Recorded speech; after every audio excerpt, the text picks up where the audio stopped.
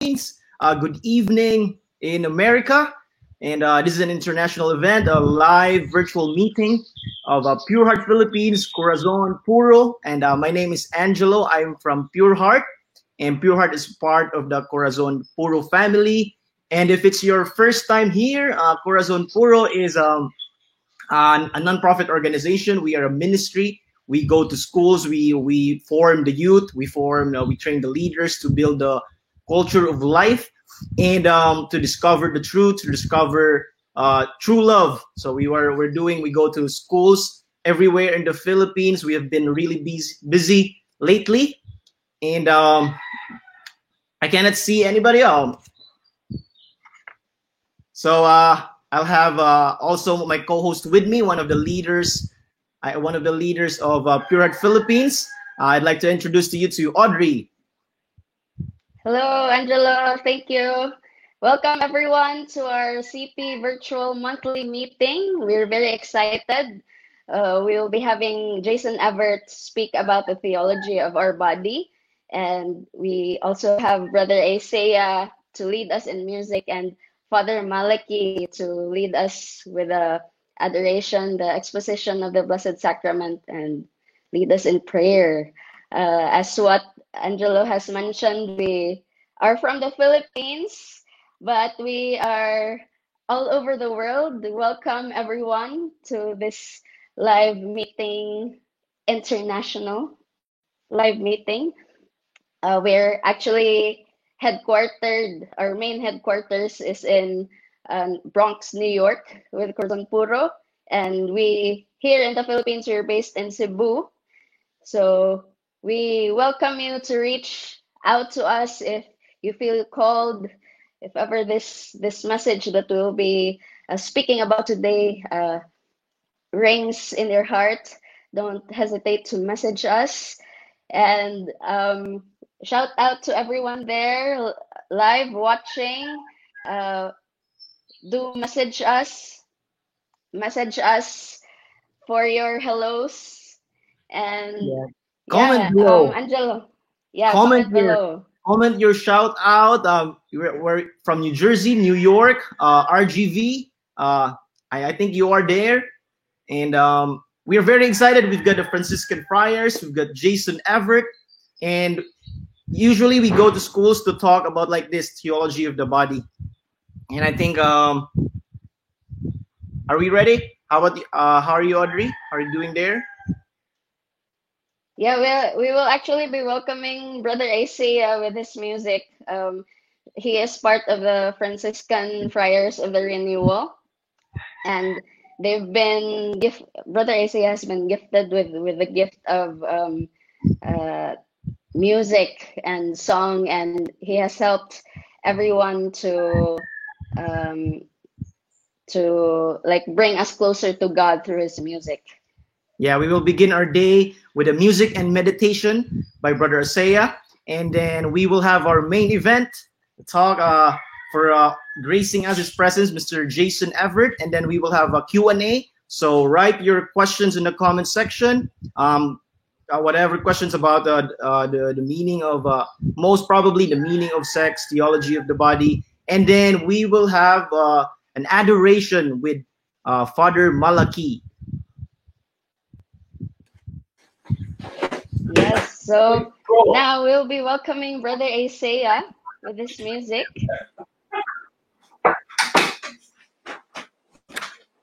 And brother, take it away. Can you hear me there? Yes. Oh, excellent. Can you see me? All right. We're all right. We're all right. Oh, okay. You can see me and hear me. Okay. Everything all right over there? For the camera, brother, maybe you can turn it on.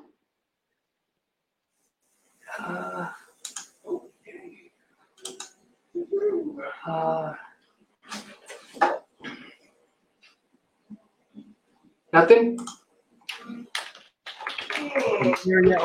Brother Isaiah right now is in New York, and he will be leading us with music and meditations. Brother, thank you so much for joining us today. Yeah, brother is still preparing his musical instruments. He is. You can hear him in YouTube. You can go to Franciscan Friars of the Renewal in YouTube and Facebook. He's been their cover. He's been always been the music cover of their page and their YouTube channel. He's becoming famous, and I think he has an album. Is it right, Audrey? He has like an album that's out now, or a CD, and you can purchase it. I don't know how Yes. you do it in America.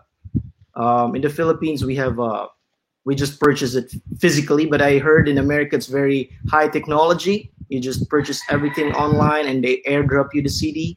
Or is it the CD still, or is it on Spotify also? He has a new album called Shades, Ah, yeah. and yeah, we're very excited with his music. Yeah, we've been listening. Angelo, have you been listening to his music? Yeah, this week. Yeah, we've been listening to his music every single day of this week. But That's awesome. yeah, and I've been listening to a lot of Franciscan Friars on Facebook. They've been really getting a lot of attention on evangelization. So they've been really, especially in Ascension. I can also see them in Ascension Presents. And anyway, Pure Heart Philippines is going to schools. We have missions. We're just kind of paused right now because of this event, with this pandemic. We kind of like do a lot of online mission. We are on Facebook page on Tuesdays, Thursdays. We talk about the lives of saints. We have Theology of the Body on Tuesdays on our Facebook page. And also, as with Corazon Puro, I think they have their online gatherings every month on their Facebook pages. We have materials, contents on our Pure Heart website. Is it right, Audrey? Yes, we have a lot of content on our website in Pure Heart Philippines. If you have questions regarding our sexuality, the dignity of our bodies, so yeah, check it out. Yeah. When did you meet the Pure Heart Philippines, Audrey? And did you also have a chance to meet the international group of Corazon Puro? Because I heard you've been to New York before, no? Yes, back in 2017, I was very blessed to be there with the whole CP family, and it's just an amazing time. I actually had the opportunity to meet Father Malachi, the newly ordained priest, Father Malachi, who will be leading us in the adoration today. Yes, and later. the exposition of the Blessed Sacrament later. Yeah. So, brothers, so we can see you, brother Isaiah, with your guitar. Welcome, brother. Welcome, brother Isaiah. Thank you guys. Sorry for the delay there. We had some technical difficulties. Yeah, we totally get it, especially here in the Philippines. We have that every single day. Well, God bless you guys. Yeah, thanks for the patience here. And yeah, just a little music to begin with, all right?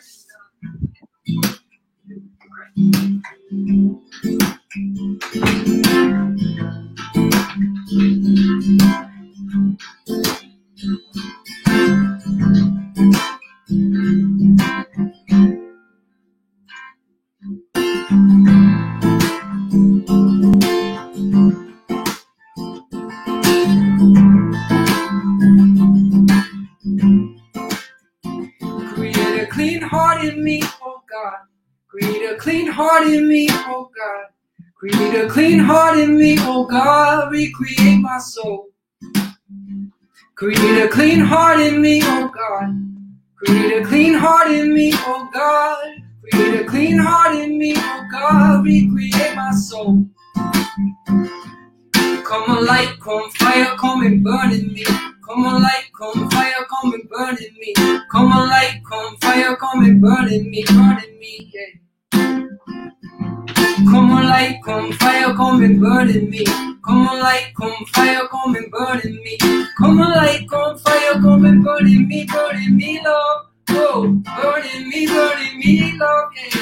Oh, burn in me, love. Create a clean heart in me, oh God. Create a clean heart in me, oh God. Create a clean heart in me, oh God. Recreate my soul. Create a clean heart in me, oh God. Create a clean heart in me, oh God. Create a clean heart in me, oh God. Recreate my soul. And open up my heart, Lord, let me sing. Open up my heart, Lord, let me sing. Let me sing, let me sing, let me sing. And help me hear your voice, Lord, in the quiet of my heart, oh God. Help me hear your voice in the quiet of my heart, Lord. Help me hear your voice, Lord.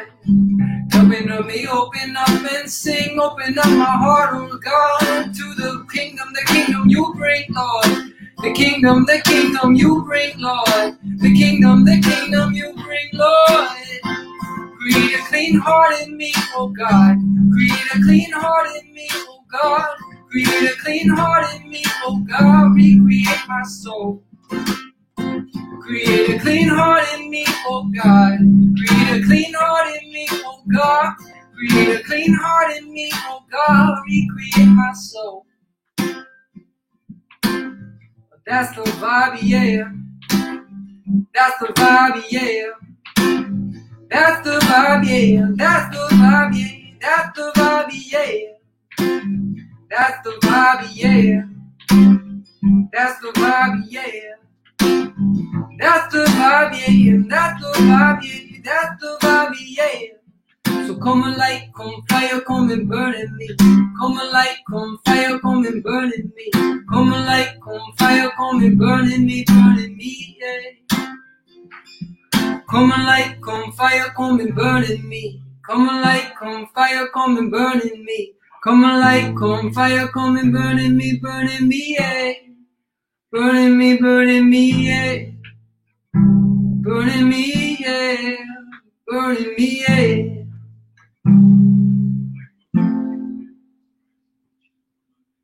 Amen. God bless you all here, and joy to be with you. Maybe a little more music here as we press forward. Just praying for that fire and for that light to be with us here this night. Also asking God to lead us, Lord. Come and lead us, huh?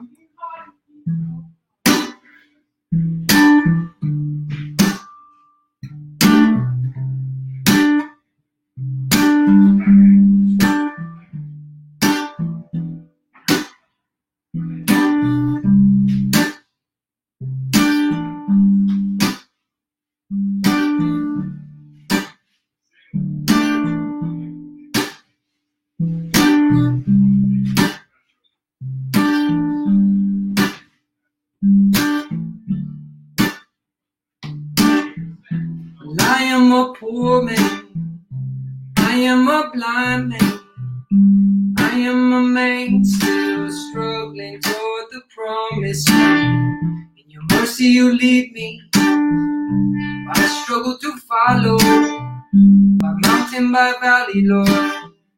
The way it is narrow, but you my good shepherd, your feet they don't falter. Through every weather, Lord, you're ever my shelter, God. You're ever this blind man's shelter, Lord. Yeah.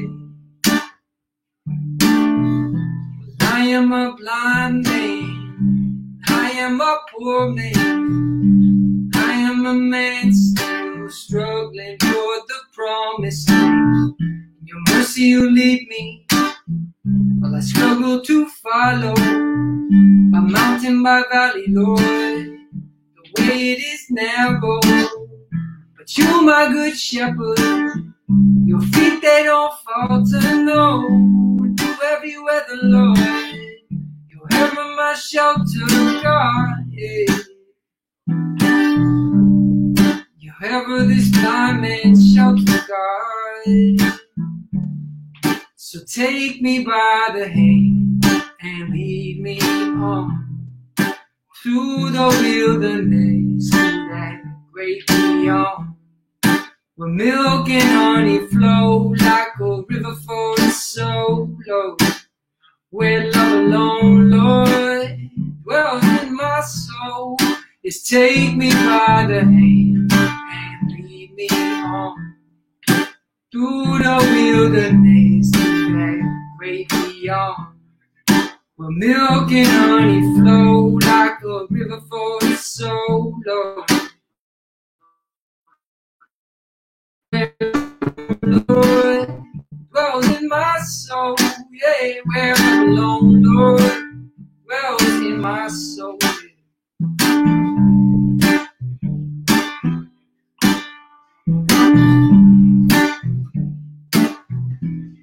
So Lord, wherever we are tonight, we ask for your help. Loosen up our grip, Lord, on this life. Relax our hearts in your presence, God. Help us, let you lead us, lead us, lead us. Lead us in the words that are offered tonight, Lord. Lead us by the gift of your good spirit. Lead our hearts. Help us to take the next good step in our lives, oh God. So take me by the hand and lead me on through the wilderness, through that great beyond, where milk and honey flow like a river for the soul. Love alone, Lord, dwells in my soul. Yeah, where love alone, Lord, dwells in my soul.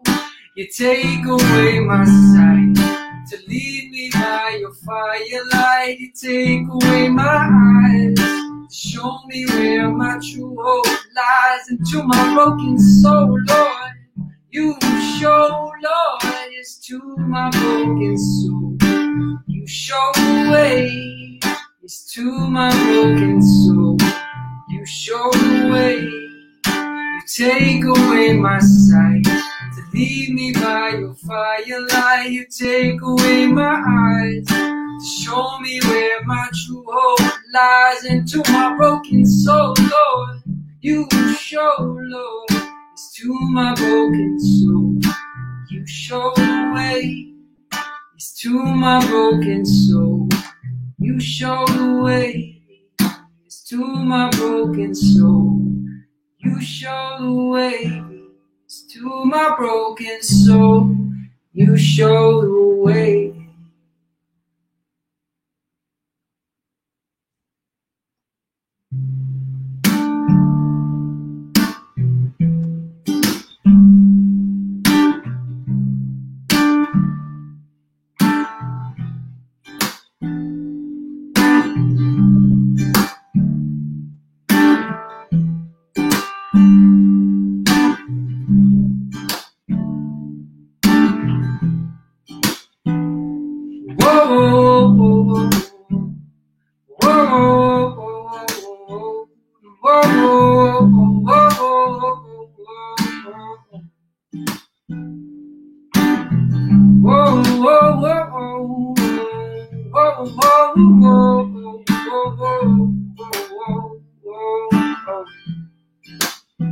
Draw me, oh Lord. Draw me, oh Lord, in your mercy, oh, draw me, oh Lord. Draw me, oh Lord. Draw me, oh Lord, in your mercy, oh, draw me, oh Lord. And you visit me in these mysteries, bearing medicine, oh, for my misery, healing remedy for my iniquity. You cleanse me of my sin. Yes, you visit me in these mysteries, bearing medicine, oh, for my misery, healing remedy for my iniquity. You cleanse me of my sin. Whoa, whoa, whoa, whoa, whoa, whoa, whoa, whoa, whoa.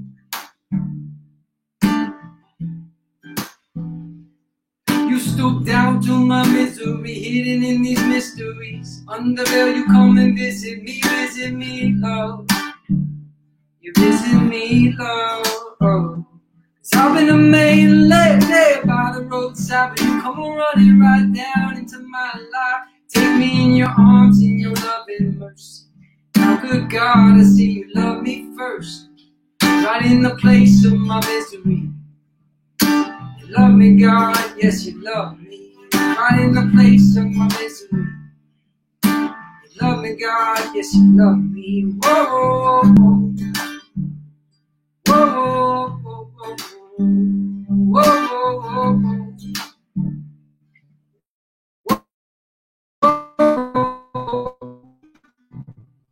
Did you visit me in these mysteries? Bearing medicine, hope for my misery, healing remedy for my iniquity. You cleanse me of my sin. Yes, you visit me in these mysteries, bearing medicine, hope for my misery, healing remedy for my iniquity. You cleanse me of my sin. Yes, you cleanse me of my sin. Whoa, whoa, whoa, whoa, whoa, whoa, whoa, whoa. Yeah, yeah, yeah, yeah. Whoa, whoa, whoa. Oh, how you love the leper, Lord. Oh, how you love the leper, Lord. Oh, how you love the leper, Lord, in me. Know how you love the leper, Lord. Oh, how you love the leper, Lord. Oh, how you love the leper, Lord, in me. And oh, how you love the leper, Lord. Oh, how you love the leper, Lord. Oh, how you love the leper, Lord, yeah, in me. And oh, how you love the leper, Lord. Oh, how you love the leper, Lord. And oh, how you love me in my misery, God, yeah.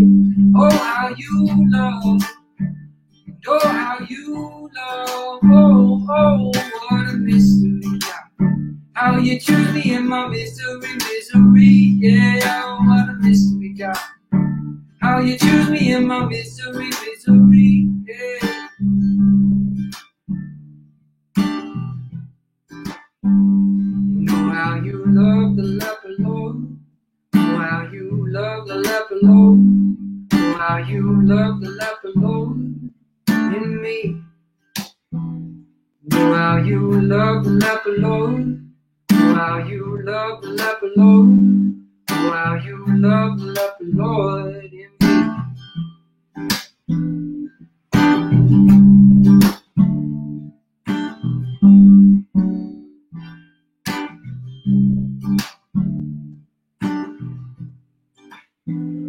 Thank you, Lord, for the love you have for me, God.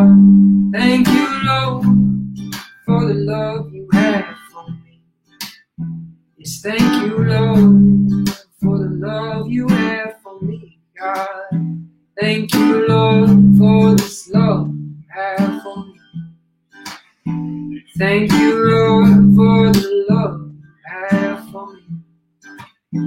Thank you, Lord, for the love you have for me. Thank you, Lord, for the love you have for me, God. Thank you, Lord, for the love you have for me.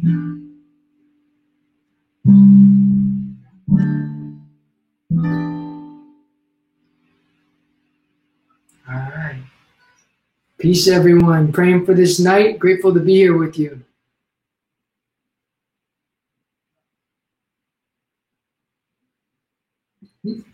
Thank you, Brother Isaiah. Yeah, joy to be with you. Wow. It was like a religious Jason Mraz with that acoustic. Thank you. Joy to be with you guys. Thank you so much, brother. It was very beautiful. Yeah, Desiree from the Philippines actually commented that she reminds you of Jason Mraz. but but it was very beautiful. Joy. Yeah, I do like Jason thank you so Mraz. much for thank you so much for bringing us closer to God through your music. So everyone, if if you want to get to know more, discover more about Brother Isaiah's music, check out their Facebook page of the Franciscan Friars of the Renewal, and also on YouTube. Your album Shade is already out there, brother, right? Yes, thank you. Yeah, It's also on Spotify, huh? Yes. Yeah. Thank you so much. Thank you, guys. So yeah, if you get to see Brother Isaiah's music online, share it to everyone because it would really help Subscribe in their people YouTube. to come closer to God. It would really help them. So thank you so much, brother. Thank you. Joy with you.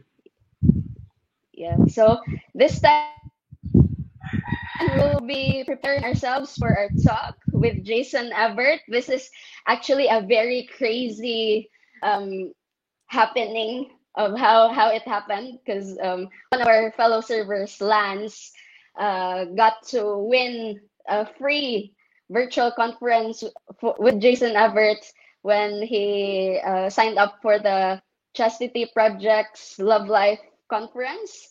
So, Angelo, if you want to take it away. Yeah, very excited. I just look nervous, but I'm really excited because it's the same emotion, right? I'm very excited to introduce to you, and it's an honor because when he came here in Cebu, we went to the waterfront with our leader Bulay of Pure Philippines. We're very excited to see him here in Cebu, and now we have him here live in our page with Pure Heart Philippines and Corazon Puro page. So share it, guys. He'll be here in a couple of minutes, and share. And if you have questions, keep commenting your questions because we will have a Q&A and we will pick questions from the comments of this Facebook live stream.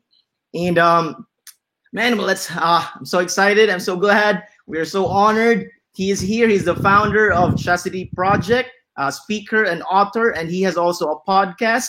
Love is Greater Than Lust. Oh man, it's an honor. Mr. Jason Everett. Hey, thank you for having me on today. It's good to see you guys. Wow. I have no idea you're a Filipino celebrity. Hi, Jason. Maraming salamat. Kamusta na kayo? Wow, amazing. It was a blessing to be there in Cebu a couple of years ago. I unfortunately didn't get to have any time to see the whale sharks while I was there, so hopefully we can make another return visit sometime to get to see them. Sounds like I have the floor to myself, so I assume it's just me from this point on. So let's begin our time together in prayer. In the name of the Father, the Son, and the Holy Spirit, amen. Hail Mary, full of grace, the Lord is with thee. Blessed art thou among women, and blessed is the fruit of thy womb, Jesus.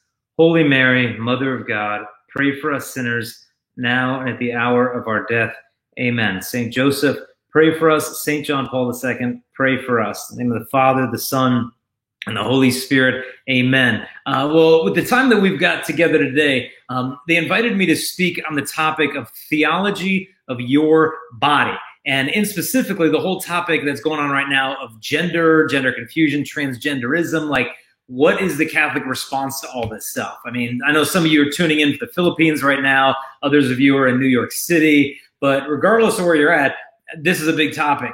You may have friends who struggle with gender dysphoria. You might wrestle with it and be wondering, well, what am I supposed to say as a Catholic? What am I supposed to do without alienating these individuals? You know, how do I bring them the truth of God's love for them without making them think that, you know, God made a mistake somehow in the way that he created them? And right now, it's confusing. It just is. I was at World Youth Day once, and a college-age girl pulled out her cell phone and she showed me, and she said, look, I'm going to Stanford University next year. And she said, to get into the college, I have to pick my gender. And she starts scrolling through the list of genders, and there were 18 genders on the list, and male and female were not even options on the list. Facebook now offers its user more than 58 genders to select from.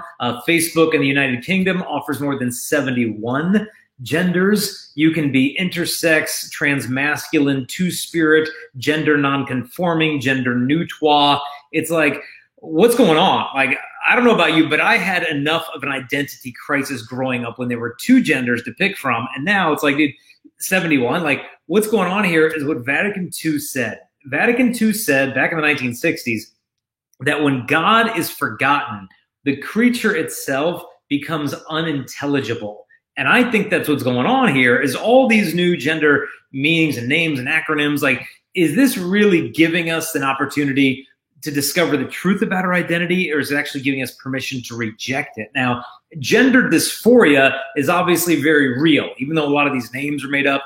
Gender dysphoria is a real thing. A lot of people struggle with it. But what they found is 85 to 90% of the time, those 80 to 95% of the time, people who experience gender dysphoria will naturally come to identify with their normal biological sex if transition therapy does not intervene. Now, what that means is what's going on. I don't know about the Philippines, but here in the States, you got public schools teaching the kids that, sex is just something you are assigned at birth. Gender is distinct from that, and gender is even divorced from that, and nobody can tell you what sex you are. That's something you discover on your own. And so if you feel like you might be the wrong sex or gender that you were born into, well, look, your mind is not the problem. Your body is the problem. Your body doesn't really tell you who you are. Feelings tell you reality. And so if you really want to be true to yourself, they basically give you a 4-step plan, okay?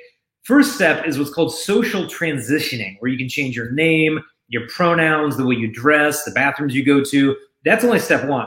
Step 2 would be puberty blockers. Here in the United States, they can start giving that to kids at the age of 9, blocking the normal hormones of puberty. The third step would be cross-hormone sex treatment therapy, which means giving the boys estrogen and the girls testosterone. You get that starting at the age of 16.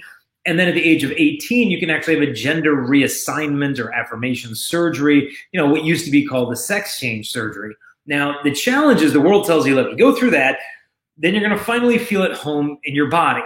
But people who go through those 4 steps have a suicide rate 19 times higher than the general population. And some people say, well, that's just because they're not being accepted or loved. But the studies show the opposite. In fact, people who experience gender dysphoria typically wrestle with a number of other things, whether it be anxiety disorders, autism, a whole host of difficulties in their own families and their own personal lives. And to me, it's kind of like an eating disorder, that a young woman who may struggle with an eating disorder sometimes has a lot of tough things going on in her life. But if it feels like she can at least get control of her body, if she can at least get control of her diet, she's got control over something. And I think it's similar in respect to gender dysphoria, that if I could just control this part of myself, those other issues would go away. But what you'll find is we're actually, for the first time in history, instead of treating mental illness, we're actually collaborating with it. Now, where's all this stuff coming from? Some people will point to like Bruce Jenner, Caitlyn Jenner, all that stuff, but it actually goes a lot far before this. Very early in Christianity, there was a heresy known as Gnosticism. It was a form of dualism, later became a form of Manichaeism. And the ideas behind this were that your body and material stuff, that's inferior and even somewhat evil compared to the spiritual part of who you are. Manichaeans even believe that maternity, get this, is a sin. That's right. To give birth is a sin because you're bringing more matter into existence. So shame on you, all you selfish mothers gestating a child for 9 months. That's a sin. Well, that's what they believed, that the real me is actually something other than my body. And so what you're seeing here is that the separation of the body from the soul, the separation of the person from the body. And we need to remember the devil is not only the enemy of your souls, the devil is the enemy of human nature, meaning what God has brought together, he wants to separate. So if God brings together a man and a woman, he wants to separate it. If God brings together your body and your soul, the devil wants to separate that. Now, when you separate a body from a soul, you have death. But if you separate a person from their body, meaning who they are as a person, male and female, from what their body is, we have the death of more than that. You have the death of the family. You have a death of even what it means to be a human person. And this is going on in America big time. In Hollywood, there was an actor, his name was Robert Arquette, and he passed away a couple of years ago. And he experienced gender dysphoria. And listen, I typed this out. This is what his family said regarding him after he passed away. They said, our brother Robert, who became our brother Alexis, who became our sister Alexis, who became our brother Alexis, passed away this morning. In the days leading to Alexis's death, she told us that she was already visiting the other side, and where she was going, there was only one gender. That on the other side, we are all free from all of the things that separate us in this life, and that we are all one. Now, to me, what's really fascinating about this isn't just the fluidity of this person's gender identity and expression. It's the underlying idea that our sexual differences are a threat. And this idea that once we get to the other side, the goal is not to have any more genders. So the end game of gender theory is not to have 71 genders. The end game is to have 0, to erase the sexual difference. And so essentially what they're trying to do is erase what Pope John Paul II called the spousal meaning of the body. And John Paul said, in order to understand what it even means to be human, you have to understand the spousal meaning of the body. And the spousal meaning of the body is that our bodies are meaningful, and they reveal in our bodies that we have been created to be a gift for another person, whether that be a gift to God in religious life or serving the church as a single person or within the sacrament of marriage. You have been created to be a gift that is stamped into our bodies. And so we image God because we're made in the image and likeness of love, not simply in the fact that we're spiritual. Our bodies image God. And here's what John Paul II said. Now, this is a dense quote, but it's so rich. He says, man becomes an image of God, not so much in the moment of solitude as in the moment of communion. This constitutes perhaps the deepest theological aspect of everything one can say about man.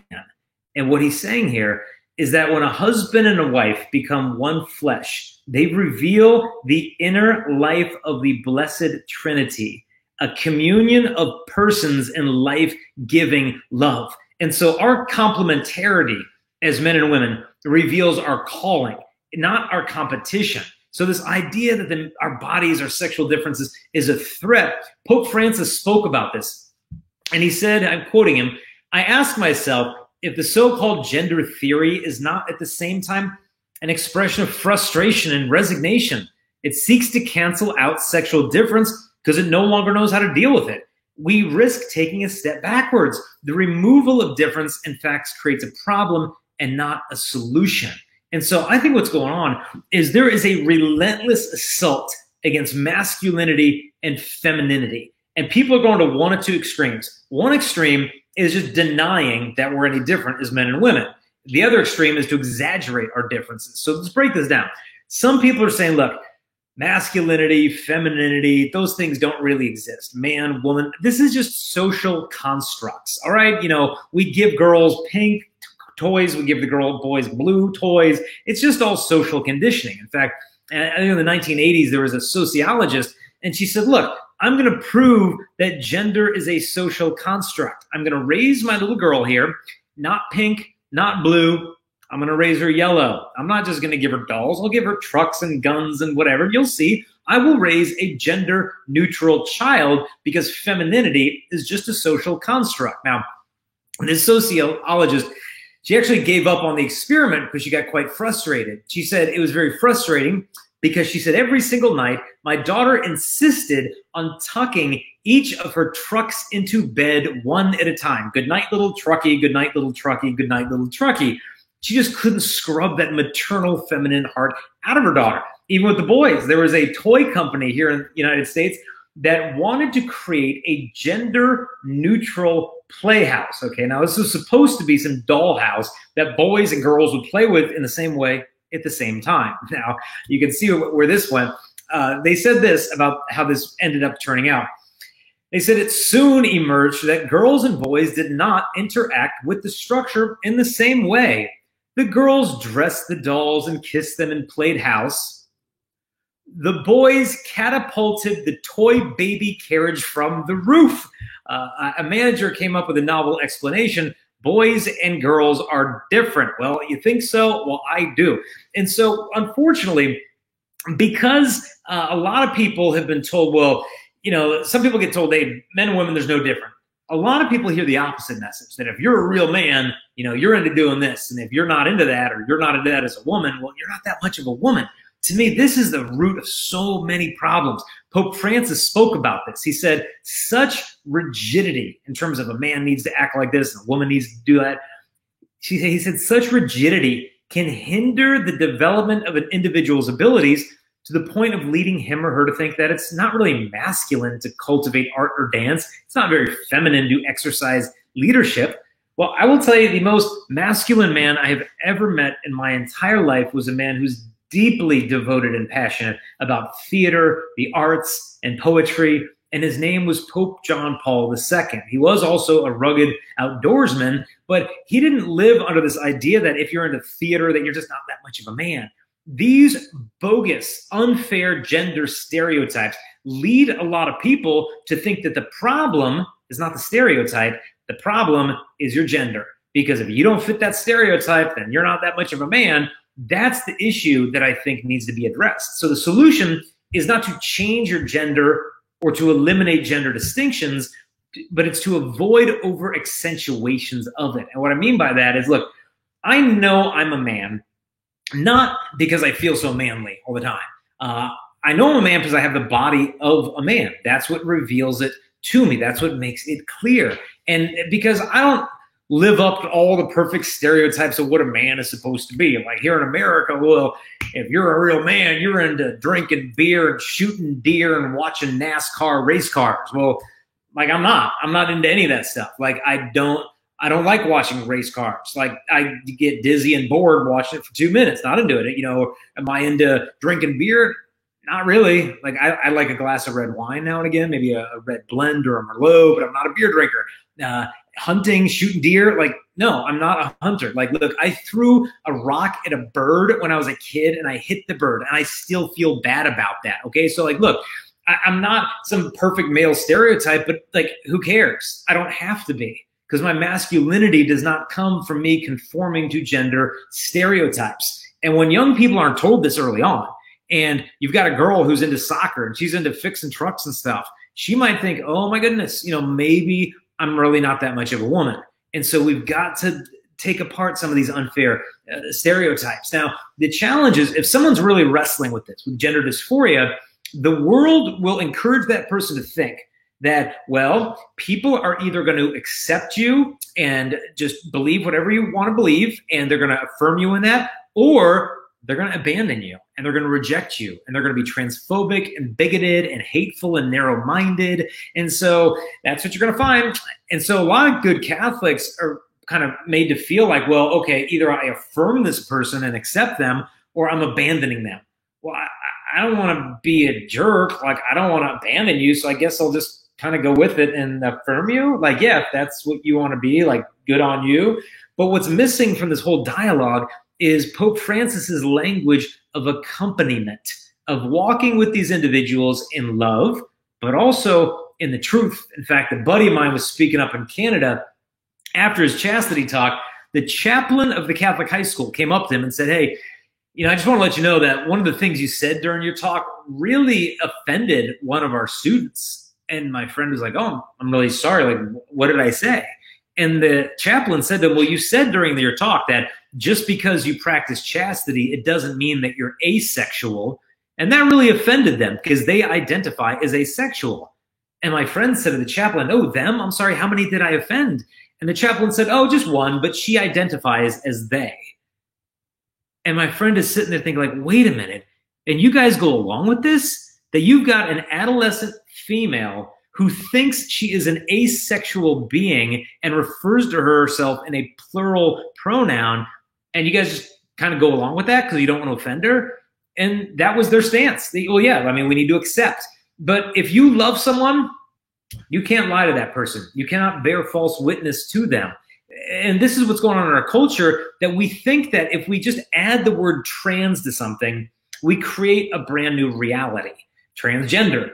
Transgender is what's called a neologism. It's a brand new, a newly minted word. It's a word that's been created, even though the reality behind the word doesn't actually exist. Because look, when God speaks, things come into existence. When human beings speak, we make noise. Now that's a substantial difference. And so if we come up with a word like transgender, it doesn't mean that anybody can actually change their gender. Other people are kind of riding on the coattails of this transgender movement and identifying as transracial. There was one woman here in the United States. Her name was Rachel Donazel. She worked for the NAACP, which is an African-American social organization. And everyone thought she was black. I mean, she had the curly hair, the dark skin, everything, the mannerisms, whatever. And then it was revealed that she was actually Caucasian, and she changed her appearance to look African-American. And people are like, oh, wait a minute, what the heck? And she says, look, yeah, I was born Caucasian, but I identify as African-American. She said, even since I was a little girl, I would do self-portraits of myself, not with the peach-colored crayon, but with the brown-colored crayon. And so I identify as African-American. Some people are even having racial reassignment surgeries to look more on the outside like the race they identify as within. Other people are calling themselves trans-age. There's one of these gentlemen, you can find him on the internet. He's 52 years old, and he left his wife and 7 children because he now identifies himself as a 6-year-old girl. And he was adopted by an elderly couple that's trying to help him work through all this stuff. But it's like, look, I can declare myself to be a different age, but I remain my true age. I can declare myself to be a different race or a different gender, but I remain that. And if you speak this to somebody who's going through this, they might resent you for doing this, for telling them the truth. But I think they're going to resent you. If you're silent on this and you just go along, they will resent you much, much more later on for not having had the love and compassion to speak the truth to them. And it's not that you hate them, like the people I just mentioned that are transracial or trans-age, like, do you hate them? Well, no. Well, then why won't you let them transition to a new race or age? It's like, well, it's not a matter of may they transition, it's can they? It's not about permission, it's about possibility, because we need to understand that on this whole transgender issue, biology is not bigotry, okay? So medicine, for example, is sex specific. And what I mean by that is even if I were to go through the whole gender reassignment surgery and then I show up at the hospital with something that needs to get treated, they would treat me as my biological sex regardless of how many operations I've had or how I dress or identify or my pronouns, because medicine is sex specific. For example, after a stroke, a woman will recover her speech more quickly than a man will. Men are more prone to autoimmune diseases. Males and females respond differently to different medicines. In fact, you can't change your sex because every cell in your body is sexed, meaning your sex is not just located in your genitals. Your sex is in every cell of the human body. In fact, I saw a study recently that showed that they've discovered more than 1,559 sex-specific genes in your esophagus, in your liver, in your bone marrow, in your brain tissue. In order to change your sex, you would literally have to change every single cell in your body, not to mention your soul itself. And so if we're going to address this difficult issue, we really need to understand not just science, but we need to understand theology. Like, who are we as human beings? Like, did God really create 58 different types of persons? The Catholic Church would say definitively no. There's only 3 types of persons. Now, person means a rational being. And so there's only 3 different types of rational beings. There are divine persons, Father, Son, and Holy Spirit. There are angelic persons, which are the holy angels and the fallen angels, the demons. And then you have human persons made male and female in the image and likeness of God, and that's it. And so if you are a human person that experiences gender dysphoria or transgender inclinations or anything like that, your identity isn't trans or this or that. Your identity is you are a beloved son or daughter of God the Most High. That is the deepest truth of your human identity. But in order to understand what it means to be a human person, John Paul II presented us with what he called a triptych. Now, a triptych is a 3-paneled work of art where each one of the panels reveals a different part of the story. And so he said in his Theology of the Body that the human person could be revealed in a triptych. The first panel would be original man, who we were when God created us, free of original sin in the Garden of Eden. The second panel is historical man.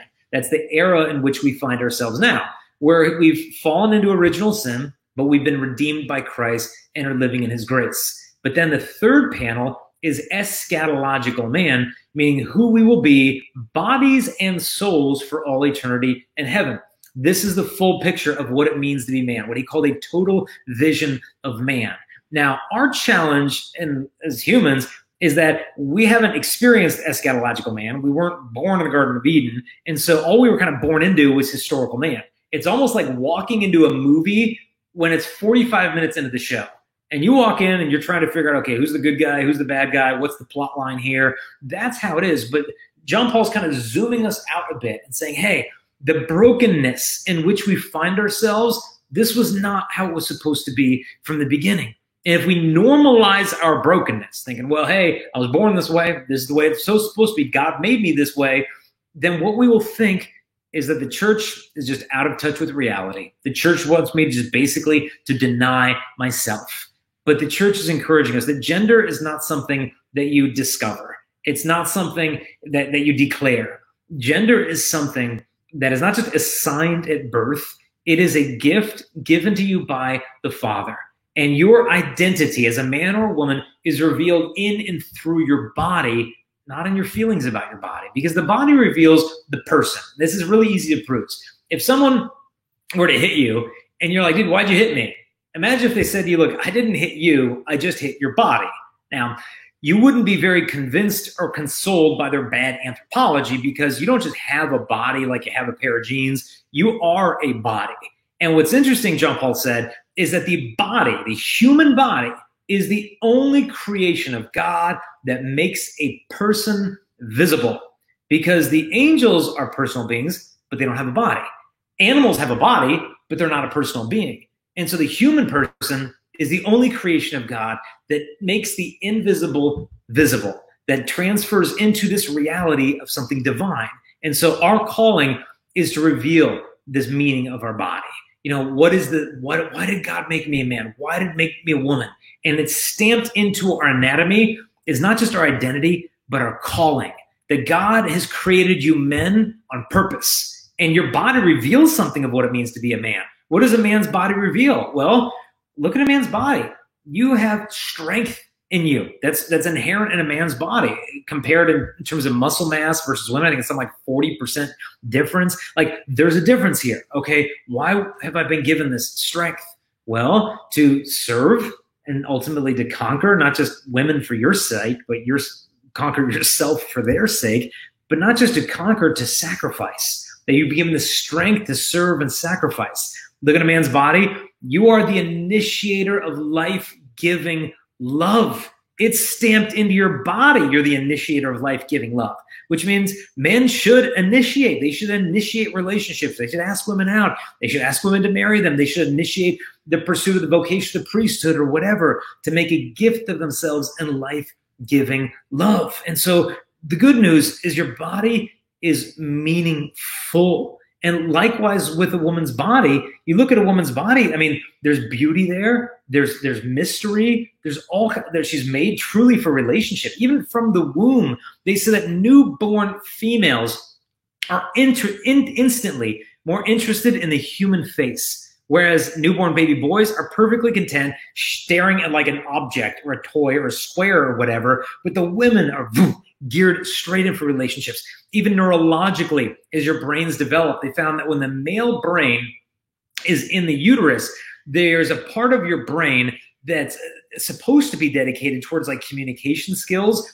That part of the man's brain actually gets marinated in testosterone, and the communication, many of those communication cells actually die off. So women, that might explain a little bit, I don't know. But the fact is, we're different. The woman's brain, I remember reading a female neurologist explaining that the woman's brain is like this F-16 fighter jet of detecting emotions and feelings that you can perceive in other people, whereas a man might not even recognize something's wrong unless you're physically crying. And then he sees tears and he's like, oh, tears, something's wrong. It's like, oh, very good, very good.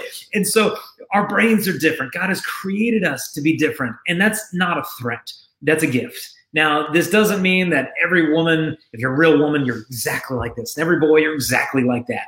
You might wrestle with your masculinity and femininity. That's okay. I think most of us do at some point. but know that the church is with you and God loves you. And I encourage you, dive into Pope John Paul II's theology of the body. In fact, a priest who knew John Paul II was once telling me that John Paul II was in the Vatican one night, and his secretary awoke, Cardinal Dziwisz is the man's name, because he could hear some noise in the hallway. And so Dziwisz gets up, he's like, I want to make sure the Pope was okay. He went down the hallway, and John Paul was in his chapel praying, and he could hear the Holy Father speaking to the tabernacle in Polish. And the Polish word that John Paul kept saying to the Blessed Sacrament was dlaczego, dlaczego, dlaczego, which means why. And Monsignor Dziwisz, or Cardinal now Dziwisz, out of respect for the Holy Father, just kind of left him alone, went back to his own quarters. And he said in the morning, Pope John Paul II woke up, and normally he's very interactive and funny and asking people questions and doing whatever. But the next morning, he wouldn't speak to anybody. He was very recollected on something and just prayerful and quiet. He wouldn't eat any breakfast. He just had a little bit of Italian tea, and that was it. And then he went out that afternoon, and he was shot. It was the Wednesday audience in May of 1981 when the assassination attempt took place in St. Peter's Square. That happened to be the Wednesday audience where Pope John Paul II was supposed to initiate the Pontifical Institute for Studies of Marriage and the Family. This was supposed to be the teaching arm of the theology of the body. And that was the Wednesday audience where he was going to launch the whole thing to get this theology body around the world. And the night before this Wednesday audience, he's groaning before the Blessed Sacrament with this prophetic why. And the next day he's shot and almost loses his life. And later on, he said, I understand now that blood needed to be spilled. And one of his earlier poems, he said, the word might not convert you, but the blood will. And so he understood that blood had to be shed at the spot of the martyrdom of the early Christians. And so redemptive suffering, that suffering had to be offered up in order for this teaching to truly be fruitful. In fact, once he fell in the bathtub in the Vatican, and he broke his femur kind of near his hip, and he didn't call for help. He actually just stayed there in the bathroom in prayer. When they finally found him, they're like, Holy Father, why didn't you just call? Like, you didn't have to be sitting here suffering for all this time. And he said, well, and I guess in private to someone, the reason he just stayed there and just prayed in the pain was that 1994 was the year of the family. And he knew that families needed a lot of prayer and suffering offered up for them. And so here we have this apostle, this gift to the world that gave us this message that the body is not meaningless. The body is so meaningful. This is good news. In fact, Cardinal Schönborn said this, the beauty of the body, he said it's real, it's reliable. Its light can be traced back to God's original guiding intention for man and woman. And then John Paul also said that the dignity and the balance of human life depend at every moment in history and at every place of geographic longitude and latitude on who she shall be for him and he for her. And so if you experience gender dysphoria, know that God loves you, that he didn't make a mistake with you. Cling to him. The church is your home and you're loved. If you do not carry this cross, I remember, I think it was Brother Isaiah was singing the prayer before we got started today, where he was talking about, Christ comes to me under the veil in this mystery. But think of those words, how Jesus Christ comes to you, as Mother Teresa would say, in the distressing disguise of people who experience gender dysphoria. That is Jesus to you, coming to you in that person. If you're the person who experiences gender dysphoria, Jesus might be coming to you in that suffering, in that cross. So often the place that we think we're losing God is where he wants to meet us. And so he always wants to meet us, not to leave us where we're at. He wants to meet us there so we can understand that in our brokenness and all the wounds that we all carry, he's with us in that suffering. It doesn't matter if that suffering is an addiction to pornography, if that suffering is prolonged loneliness of singleness that you just want to get over with in your life, or gender dysphoria, whatever, he's with you in that. And so we need to continue to be loving and compassionate without compromising the truth. And I think if we can succeed in doing that and loving these people, not only will we discover Jesus Christ in them, but God willing, they can discover Jesus Christ in us. And so that brings us to the top of the hour. So we wanted to dedicate the rest of the time that we have together some questions and answers. And I know with 30 minutes on such a big issue of theology of the body and gender dysphoria, there's only so much ground that you can cover. But I wanted to make sure to leave some time to open it up, because I'm sure you may have questions. Well, hey, what about this? And what about that? And so we want to open up the floor to any questions that you might have. Thank you so much, Jason, for that amazing talk. Yeah, we would love to entertain your questions now. For anyone who's watching, welcome everyone all over the world. So we actually have a couple of questions that our servers already asked ahead. So maybe we can start off with this. Absolutely. With this while others are still thinking about their questions. Okay. So Jason, someone actually asked, like, how do you lovingly respond to someone who believes that, well, you kind of talked about this a bit already, but for someone who believes that sex and gender don't always match up, how do you lovingly respond to them? Yeah, well, the word gender, I think it's important to understand our words here. If you look in the Catechism of the Catholic Church, the word sex is never used once to refer to intercourse. It's not referring to like a verb, something you do. It's referring to the noun of who we are as male and female. That's sex. Now, the word gender, in a sense, is distinct because historically, the word gender has always referred to language that in terms of that word is masculine, neuter, or feminine. So the gender of a word is how it's phrased. So like the Greek word for Petros, that's a masculine. Petra is the feminine form. That's the gender of the word. That's how things have always worked. And then what happened in the early 1900s, you had a man by the name of Dr. John Money, who was affiliated with Johns Hopkins University here in hospital in the States.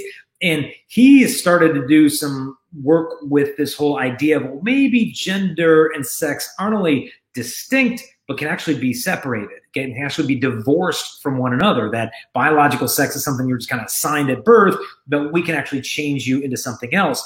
And the people that he started working with on this and experimenting, both of them ended up taking their own lives, and Johns Hopkins Hospital University ended up stopping the gender research. Like, this is not helping people, to push them down this road. And I would encourage someone like, hey, just study, get on the internet, get on YouTube or whatever, and type in the word detransitioner.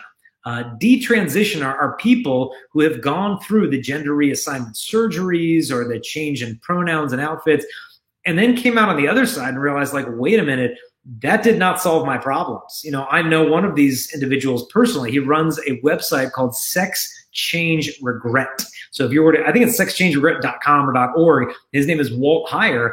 And this is a man who went through the full gender reassignment surgery, lived as a woman for a number of years, and then kind of went to a lot of personal healing and realized, you know what?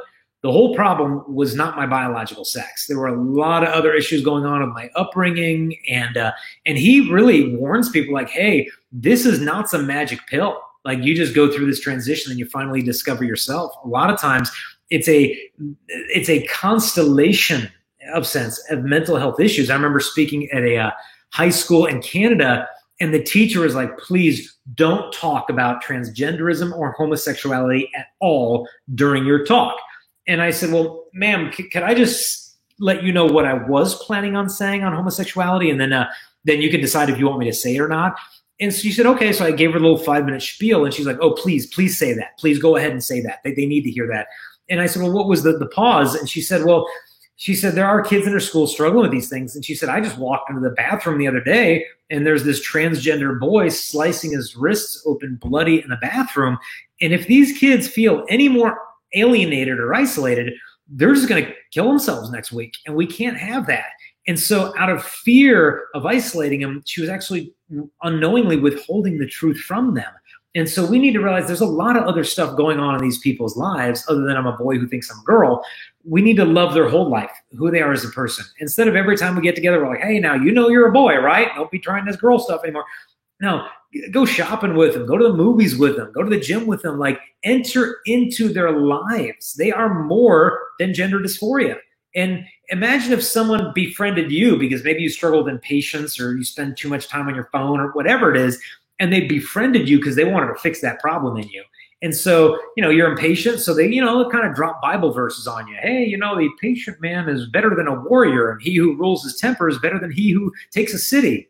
You'd be like, dude, I want to punch him in the face. I want to punch him in the face because, you're not helping me by constantly throwing Bible verses at me. Yeah, speak the truth to me, but take an interest in my whole life. Like they say that people don't care how much you know until they know how much you care. And so I would say really care about these people. Enter into their lives. Don't be afraid of them. I don't care if they experience homosexual attractions, transgender inclinations. The Catholic job is not to run away from these people like contagious or like, oh, if I associate with them, people will think I'm like them. I can't have that. No, these people need community life, acceptance and love from the church now more than ever. And if we pull away from them, in their eyes, wow, whatever we've done to them, we've done to Jesus Christ. And so speak the truth to them in love, but make sure you're giving them plenty of love. Thanks so much, Jason. Yeah, good question, guys. Yeah, if you have any questions, don't hesitate to ask them in the comment section. We have another question here from the Philippines. In our country, the Philippines, there's this notion that men find a hard time to lead and take initiative, and women are very strong, independent women here in the Philippines. So how do you actually, do you have any tips for the men? What are some important ways for them to live out their masculinity in this culture? Yeah, I would say two things. One is the biggest thing that has emasculated men globally is pornography. Nothing has so efficiently emasculated billions of men as the epidemic of pornography has. And so if we're going to be real men, we can't have that garbage in our lives. We cannot be one man when people are watching, but a totally different human being when my wife and kids aren't around. Nobody's watching. Like, whoever you are in the dark is who you are. And so men need to cut that junk definitively out of their lives and do whatever it takes to break free from pornography. God will give you the grace. You can find a fellowship of brothers, a good confessor, accountability software like Covenant Eyes. You can do this. You've got to do this. I mean, your whole vocation is at stake here. And so porn, to me, is the major problem. Second issue is men need to rise up to fatherly roles with other guys, because men learn manhood from men. We don't learn it from a book. We don't learn it, from DVD curriculum. Like, we learn it from just being in the presence of authentic men. In fact, I was at a park a while ago, playing catch with my kids, and there was a grandma there with this probably 19-year-old boy playing catch. And it looked kind of weird. And she's throwing on the ball and he's trying to throw it back to her. But I can tell, dude, this guy looks like he's never thrown a baseball in his life. I mean, he looks so painfully awkward that I just kind of took the initiative, because the grandma didn't know what she was doing. I'm like, hey, you want to play catch with us? I'm just going to just show you some pointers. I played a couple years of college baseball. And the guy's like, oh yeah, please, please, please. I said, okay, now here's how you want to hold this thing. And then you want to use your chest and do this, that. And that man was just lapping up this information. And the grandma pulled me aside afterwards and she says, look, I'm not his mom. I'm like his aunt, but he never had a dad. And so thank you so much for intervening right there. Thank you so much just for initiating that leadership. I can't even tell you how much that just meant to that guy. And so we need to interject ourselves and take roles of fatherliness, even if it's not biological fatherhood. We've got to find ways that, hey, maybe you're a college guy. Look, get involved in a high school youth group with young men. Teach the guys how to be authentic men. Teach them how to be gentlemen. Boys need to see this. And it's so impactful because culturally, men always learn manhood from being in the presence of their dads. Historically, for I don't even know how many tens of thousands of years, the boys basically learned the trade of the father as an apprentice by his side growing up, just like Jesus learned to be a carpenter by the side of Joseph. He would have learned all this stuff growing up in this work shed with Joseph. And now with the breakdown in the family and divorce and this and that, boys are learning their masculinity on the internet, in the locker room, and a lot of it is just hyper masculinization. And a lot of it too is effeminization. Now, it's interesting. St. Thomas Aquinas gave a definition of effeminacy. Now, this is not the definition of femininity. This is not the definition of homosexuality. This is Aquinas' definition of effeminacy. And he said effeminacy is the refusal to let go of what is pleasurable in order to do what is good and arduous or difficult. And that's his definition of being effeminate. I won't let go what is good and pleasurable so I can do what is actually good and arduous. I'm not willing to let go of that. And guys need men to teach them how to do that. I need to get rid of the porn to embrace the vocation that God has given to me. And so, like I said, men ultimately learn this from other guys. So listen to good podcasts. I just found one the other day called The Order of Men. And it's just this dad, husband, and father. And he gave a lot of good tips and just fatherhood, marriage, and stuff like that. And you've got Exodus 90, which is another good one. We've got our podcast. You can connect with us through chastity.com. But feed yourself good stuff through your ears, through your eyes, so that when you're driving to work, you're not just listening to music.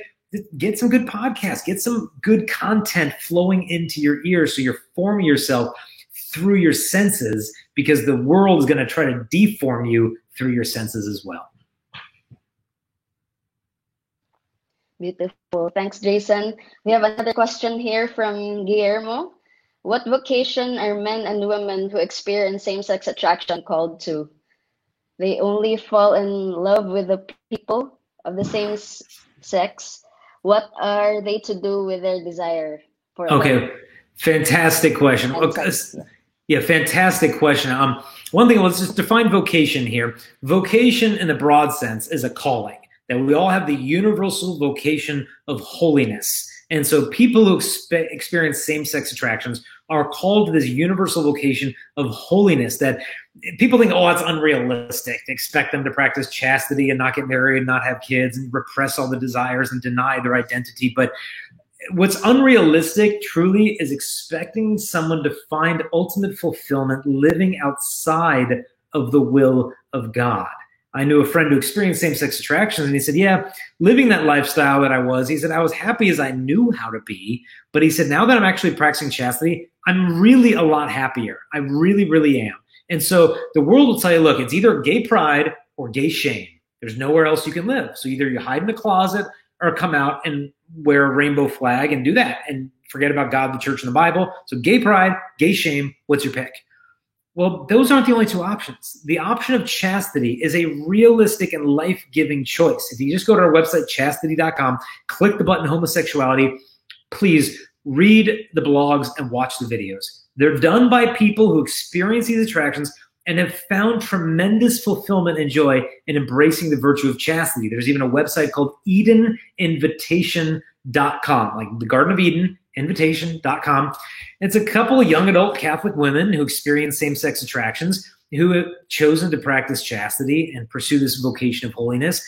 And they do a fantastic job of just being down to earth with the struggles that this entails, but the joys that are found along the way. And so that's the general broad sense of vocation, holiness. But what about canonically? There's two vocations. Now, vocation is something to enter into through solemn vows, which would be the priesthood, or making religious vows and vocation of a religious life, or to the married life. The single life, canonically speaking, is not a vocation in that term, but it is a calling to which God does give some people that they serve the church in a wonderful way. But if you experience homosexual attractions, does that mean that you're not called to the priesthood and you're definitively not called to the sacrament of marriage to a member of the opposite sex? Not necessarily. The church does not say that if you have ever experienced any same-sex attractions whatsoever, you cannot become a priest or nun. That's not the church's teachings on this. Now, if you do have deep-seated, exclusive homosexual orientation, perhaps with a lifestyle that has accompanied that for a long time and doesn't appear to be changing, the church would be more likely to say, well, this might be an indication you're not called to this particular vocation. However, I've got a buddy who experienced homosexual attractions and transgender inclinations. We just did a podcast with him this last week. I'd encourage you to listen to that. His name's Hudson. And you know, he knew that God was calling him to practice chastity and all that stuff when he started to have his conversion, but he's like, no, no, no. He said, look, I know I want to be a dad. And if I listen to the church, I'm never going to get to be a dad because the church isn't going to let me marry another man and adopt a boy. And so no to the chastity thing, no to God. And God kept, I don't know, just knocking on his heart. And he's finally agreed, okay, God, look, I'm just going to follow you today, 1 hour at a time, 1 day at a time. And I'm just going to trust you with my deepest desires. I'm going to trust you with my body. And he did. And years of practicing chastity brought him a lot of joy and a ton of healing in other aspects of his life. He had been sexually abused when he was younger, all kinds of stuff. It really started bringing to the surface instead of burying those things. And he said, what was interesting, he said, once my behavior started changing, my attractions lessened in their intensity significantly. And just recently, he's began experiencing attractions towards women. Now, does this happen all the time? Not necessarily. And he emailed me and he said, oh, Jason's the weirdest thing. You know, he said, I wasn't trying to pray the gay away. You know, those are his words. But I like what he said, that the goal is not to get you to change your attractions, because if we change your attractions, then you're getting really holy. Your holiness is not measured by your sexual attractions. I kind of wish it was, because then I could say, oh boy, I'm really holy because women are really pretty. It doesn't work that way, okay? Your holiness isn't measured by who you're attracted to. Your holiness is measured by whether or not you're willing to conform your life to God's will for your life, which can sometimes be very difficult. And so my friend Hudson, he has experienced homosexual attractions, but he may truly be called to the married life with a woman one day. You don't know. God only knows the future. Sometimes these attractions change, sometimes they don't. But all we know is I don't have next week. I don't have next month or next year guaranteed to me. All I know is God has given me today.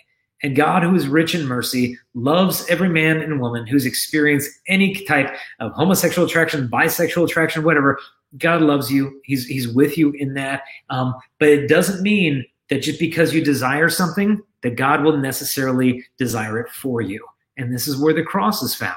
Because sometimes, like, God, look, if you're all powerful and you're all loving, how come I can't have whatever I want? It's because sometimes he's a father. And fathers know that their children sometimes want things that might not be good for them. And a father's love is able to work with them through that, not by rejecting them or casting them aside, but accepting them wholeheartedly and helping them to find the purpose for which he created them. And so it's a great question, but I'd really recommend listen to Hudson on this. Read some of his blogs, watch some of the videos on our site. Because look, I don't have any authority on this. Those aren't the attractions that I've experienced. Because I could easily understand who someone could feel so discouraged. Of like, wait a minute, all I've ever known in my life is attractions to other guys. And if I listen to God, I'm going to live a life of desolation. And one man even put it this way. He said, I feel like religion either presents me the choice, a death by damnation or a death by desolation. Either obey the church and live a life of misery and loneliness, or disobey the church and go to hell. Well, frankly, neither one of those options are tremendously attractive. But what this gentleman said is, look, I've been there, but just take it one step at a time, because living for God is actually going to bring fulfillment, but trust is the key that will unlock those blessings that he wants to give you. Do we trust him with our desires, our future, and our bodies? If so, God is calling you to sainthood. And I can't wait for the day we got saints in the Catholic Church who experienced homosexual attractions, transgender inclinations. You know they're already in heaven. You know there's people in heaven who struggle with these things. We might even have canonized saints who experience same-sex attractions, but we didn't know about it because that issue wasn't really on the radar in the Middle Ages like it is today. But who knows? But people are going to have these attractions, and they're going to choose to glorify God with their bodies, and they're going to become tremendous saints in the church. And we need them to lead the way, to show that gay pride and gay shame are not the only options. Chastity, as John Paul II said, is the sure way to happiness. Thanks, Jason. We have another comment here. It's from the Apostolic Sisters of the Community of St. John. It says here, you said the devil is... One moment.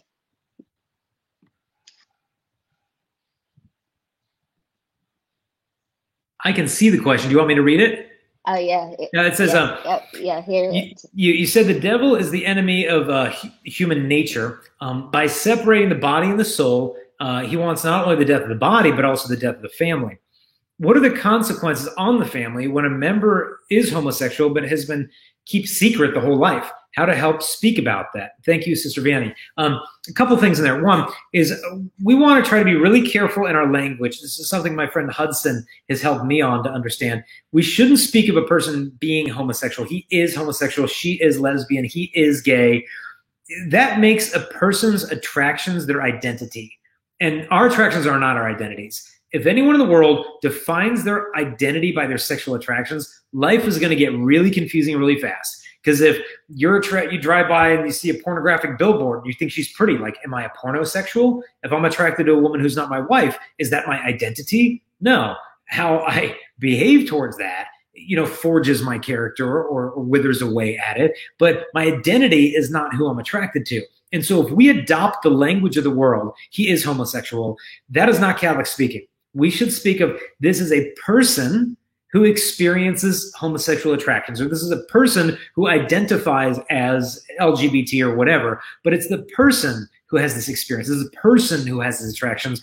That way we're putting a very important layer of distinction between the person that God created and the attractions that person experiences. So that's just kind of a side note. But to the heart of your question, how do we speak about this if there's a person in the family who is, been hiding the whole time? Well, the reason they're probably hiding is because they maybe think, well, my mom is this super religious Filipino mom who prays 14 rosaries a day. And if she finds out that her kid's gay, she's going to kick me out of the house and I'm never going to be able to, there's fear there of just like, my mom is like super duper holy. My dad goes to church 4 times a day. And if I come out and say, these are my attractions, I'm just scared to death. I'm not only going to get rejected by the church, I might get kicked out onto the street, or they're going to look at me different forever. And so we need to create homes that speak of people who experience same-sex attractions as members of the church. We need to, when our kids ask us questions about these things growing up, because it's going to come up, and say, oh, being gay is a sin. That's wrong. You go to hell. No. Experiencing a homosexual attraction is not a sin because your attractions are not under the power of your will. We can bend our attractions by our behavior, but you can't flip them on and off like a light switch. And so it's like saying being gay is a sin. Homosexuality is a sin. He is homosexual. This language is so imprecise. It creates tremendous confusion. And so we need to make sure that we're bringing up our kids in such a way that they know we love people who experience these attractions. They're not second-class citizens in the church. And should one of your kids come out and, declare, hey, this is who I identify as, the family needs to surround that person in love, to love them, even if they're saying, yeah, not only do I identify as this, but I'm going to practice this and I'm going to go live with my boyfriend and I'm going to do this and that. We need to love this person. And we need not to say, okay, well, you're cut off from the family. We have nothing to do with you. Because, I'm sorry, homosexuality, the attraction, even the lifestyle, is not like the preeminent sin, and everything else is not as bad as that one. We all got sins. We all got lots of sins, some grave sins, some venial sins, mortal sins, whatever, but we all have brokenness in many different respects in our lives. And if we treat it like, oh, well, the gay Catholics are over there and the straight Catholics are over here, that's so unhealthy because we can be enriched in many ways in our own lives through their friendship and through their love. And to cut them out would not only be an injury to them, we would suffer that loss as well. And so you can be straightforward with them of like, hey, I love you. If you're choosing to marry your partner or whatever, I can't attend that ceremony. I won't be a part of that because I don't believe that is what a marriage is. But I do love you. I will be praying for you. I want to spend time with you. And I hope that you don't reject me, and our friendship because of the beliefs that I have on this matter. So that way, instead of them playing the victim of like, oh, you're rejecting me because you won't endorse my lifestyle, you can put that card on them of like, I hope you don't reject me because our beliefs are quite different. And share with them resources like Eden Invitation. We've got videos on YouTube. If you just type in my name, Jason Everett Homosexuality on YouTube, there's a couple of videos there that could be really helpful to share with these individuals so that they understand that, like I said, gay pride and gay shame aren't the only options. There's a lot of people practicing chastity that are really happy about it, but their voices will never be spoken on mainstream media. You'll never hear about these people. It's like they don't even exist. I think the whole LGBT community is somewhat threatened by this idea. Like my friend Hudson, he's like, people don't even believe me. They're like, oh, well then, you really weren't that gay to begin with. If you're practicing chastity, then it wasn't really that real. It's like, dude, don't discount my story because my story is different than your story. There should be a lot of room in the world for all of our different stories. And I think their story, people pursuing chastity, needs to be shared a lot more. So if you also go to our website, 2 videos I'd recommend watching would be Desire of the Everlasting Hills and The Third Way. These are really good films, all first person of people experiencing homosexual attractions, sharing their journey, sharing their path on how they chose chastity.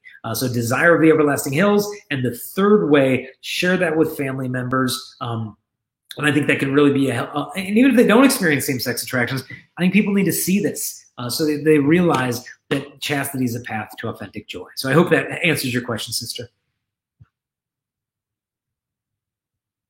Thank you so much, Jason. Maybe we can have one more question to ask from Stephanie. She's actually from Texas. Hello, Stephanie. She's asking for some dating tips that you could share to us, and how could you actually tell someone you're dating that you're practicing the virtue of chastity and you're waiting for marriage? Okay, good question. One, I think that topic should be brought up long before you even start dating. I think if you're dating as you should begin with a season of graced friendship where you're really getting to know this person. Because if you're in a dating relationship and you don't even know if this person shares your most intensely held values on something as so important as human sexuality and faith in God, I think you dated too soon. Yeah, because it's just like, well, what were you thinking? Like, you just jump in because they're pretty and they're cute and they like you, and then you're just hoping they're going to be a devout Catholic when you finally get to the deeper issues. No, friendship should bring these things up to the surface. And if you find in the season of friendship that their values and morals and faith doesn't really line up with yours, then don't do missionary dating. Don't date a guy hoping you can flip him like one of those real estate home fixer-upper TV shows, or someone falls in love with some dilapidated rundown house and they try to renovate it and fix it. Some girls do that where they fall in love with a guy and they're like, oh, I know he's got some issues and, but I can fix him. And if he was a house, he'd be like some dilapidated rundown crack house, in Detroit. And she's thinking, oh, but we'll put a swimming pool in there and we'll put new curtains and I'll renovate this guy. No. If you're doing that, you're not dating a person, you're dating a project, you're dating imagination. So only date a person hoping they're going to stay the way they are. Don't date him hoping they're going to change. So if a guy is hooked on porn, don't date him. Tell him very clearly, you can have your pixels or you can have a person, me, but you can't have both. So make your choice and be firm on this stuff. And, as much as our temptation is to find the right person and find the right qualities and the perfect guy, the perfect girl, imagine if you had someone who is really devoting their life to finding the perfect person. And then you had another person who was spending their life really trying to become the perfect person. That instead of trying to find Mr. Right, Mr. Wonderful, I'm going to work on the virtues and qualities that I should possess out of love for my future spouse before we even meet. And then they meet each other. At first, it's going to be swimmingly. Oh, it's great. He found the perfect person and you found each other. But what's going to end up happening is like, well, wait a minute, this other person spent so much time looking for perfection in others, they never spent the time to grow in perfection themselves. And it's only going to weaken that marriage. And so take a very sober assessment of your interior life. Is there stuff in you that would be toxic to a future marriage? And if so, really start to try to root that stuff out, really start to work on healing it. And if it means going to counseling as a single person, go. I mean, what an investment you're making in yourself. What a gift to go to counseling, to work through some of that stuff, instead of presuming that marriage is like a car wash and it's all just going to go away. And so, like my friend Sarah Swafford said, become the woman of your dreams and you will attract the man of your dreams. And so if I could sum it all up on dating advice, I'd say, look, girls, if you are single, don't pretend like you're his girlfriend, because you're not his girlfriend. He is not your boyfriend. If you are boyfriend, girlfriend, don't pretend like you're married, because you're not his wife. And if you are his wife and you're married, then live as one. Because what we have right now is a culture of single people who pretend like they're dating. We have a culture of dating people who behave like they're married, and we're stuck with a whole bunch of married people who seem to think they're single. Everything's out of order. And so make sure to live in the state of life to which God has called you right now. Grow in perfection. And in the meantime, keep your standards as high as heaven.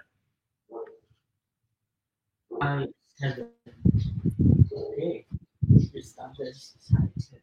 Well, thank you so much, Jason, for that beautiful answers to our questions. We really appreciate them. We will be commenting the resources that you mentioned in the comment section as well. We'll continue to pray for you, and especially with this ministry and mission that you have, that we share. And it's very important that more and more people, especially the youth, get to know the dignity of themselves, their identity, and their sexuality. Yeah, well, thank you for having me be part of the program today, and just keep up the wonderful work out there. I mean, it's a team effort, but if anyone wants to connect with us, the work we're doing, just go to chastity.com, and we're coming out with a podcast every single week. We've got new episodes, and you can connect with us through the podcast as well. Through Patreon is where people submit questions that we answer on the podcast, so people can check us out there, which is my name, Jason Everett. But just go to chastity.com. You can plug into all those different resources, and I just ask your listeners to please pray for our ministry and our marriage and our family, and be assured of my prayers in return. Thank you so much, Jason. Thank you, Jason. Yeah, that was some great talent right there. Take it away, Joe. He can really speak a lot, huh? And it's like a rapper. And that dating question also is great.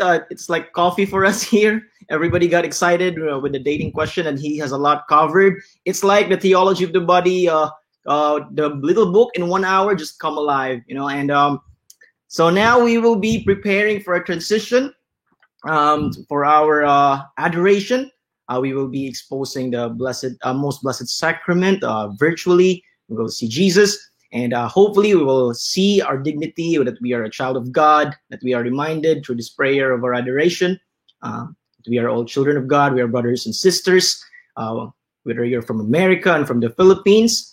And we will be led today with Father Malaki of the Franciscan Friars of the Renewal.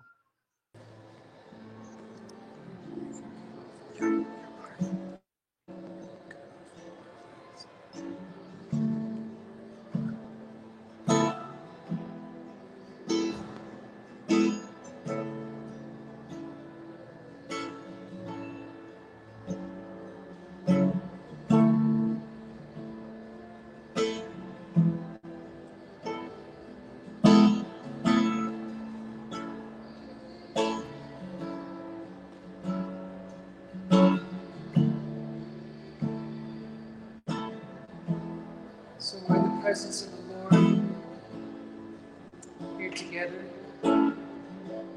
asking God to continue to come, to continue to draw us into His presence, always with us, to continue to speak to our hearts, to draw us to His will, to His holy desire for our lives, to tune our hearts to His love,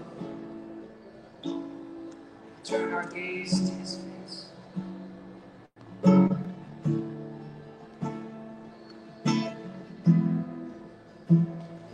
In this quiet, oh Lord, there is a clarity. In this silence, oh God, I find sobriety.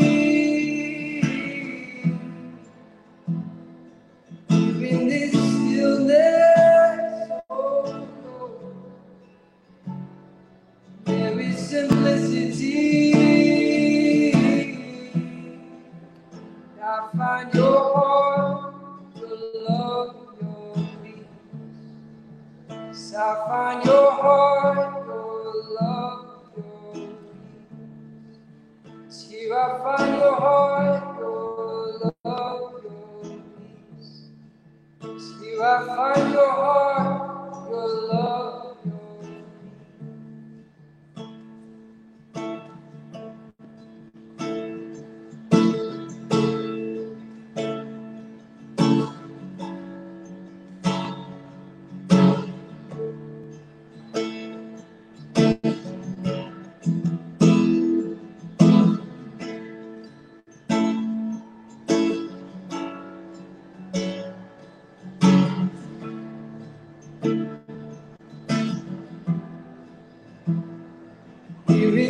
silence, oh Lord, I find sobriety. Even this quiet, oh God, I find a clarity. Even this stillness, oh Savior, there is simplicity. I find your heart, your love, your peace. Here I find your heart, your love, your peace. Here I find your heart, your love, your peace. God. Here I find your heart, your love, your peace. Here you say, be still, child. Know that I'm God. You say, be still, child. Know that I'm God. You say, be still, child. Know that I'm God. You say, be still, child. Know that I am God. Surround me with your love. Surround me with your mystery, oh Lord. Surround me with your love. Surround me with your mystery, oh Lord. Here in this quiet, you surround me with your love. Surround me with your mystery, oh Lord.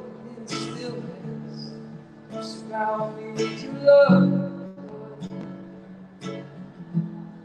Surround me with your mystery, oh God.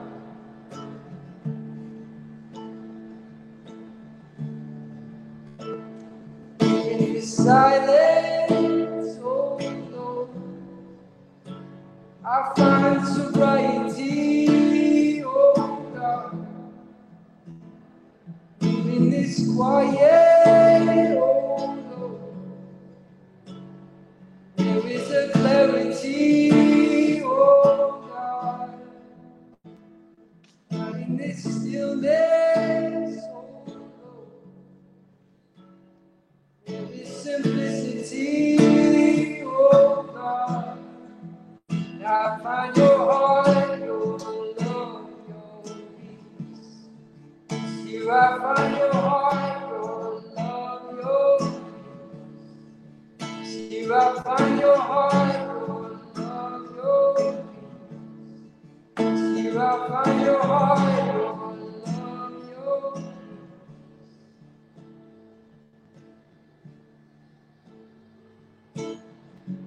Turn your eyes to me, my child. Turn your gaze to one who loves you. Who loves you. Turn your eyes to me, oh child. Turn your gaze to the one who loves you. One who loves you. Watching the waves there. Watching the waves there. Watching the waves, the storm clouds of your heart. Watching the waves, yeah. Watching the waves, yeah. Turn times 10 times for more. Turn times 10 times for more. Here I am with you. Here I am with you. Turn your gaze to me. Turn your gaze to me. Turn your gaze to me, child. Turn your gaze to me. Turn your gaze to me, child. Turn your gaze to me.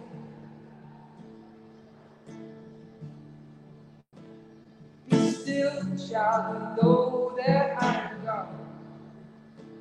Be still, child, and know that I am God. He says, be still, child, and know that I am God. He says, be still, child, and know that I am God.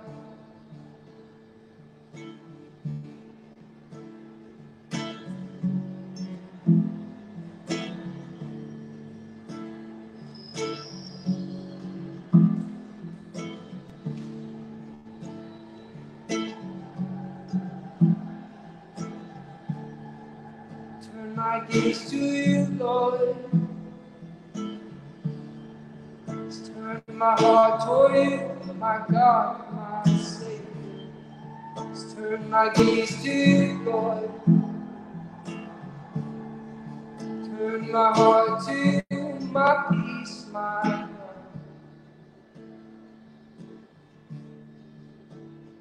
In this silence, oh Lord, there is sobriety. Even in this quiet, oh God, I find the clarity. Yeah. Even in this stillness, oh Lord, there is simplicity, oh God. I find your heart, your love, your peace. Here I find your heart, your love, your peace. Here I find your heart, your love, your peace. Here you say, be still. Here you say, be still, child. Know that I am God. Here you say, be still. Here you say, be still. Know the Father who loves your heart. I hear you say, be still. Hear you say, be still. Though the storms they rage, the storms they rage. I hear you say, be still. Hear you say, be still. Though your thoughts they race, your thoughts they race. I hear you say, be still. I hear you say, be still. And know that I am God. Know that I am God. Know that I am God. One will never leave you. Just know that I am God. Every stability, know that I am God. True security, yes, know that I am God. Sweet simplicity, yes, know that I am God.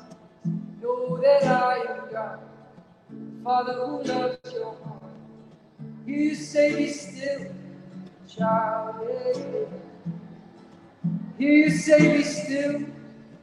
Know that I am God. Know that I am God.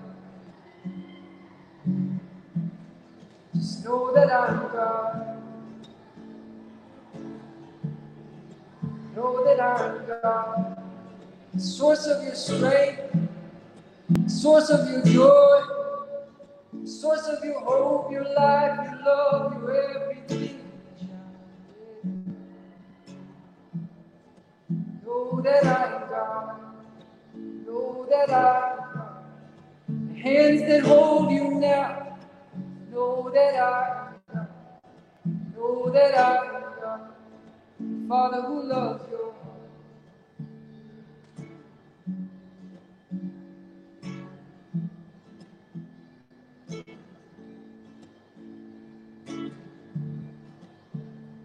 In this silence, oh Lord,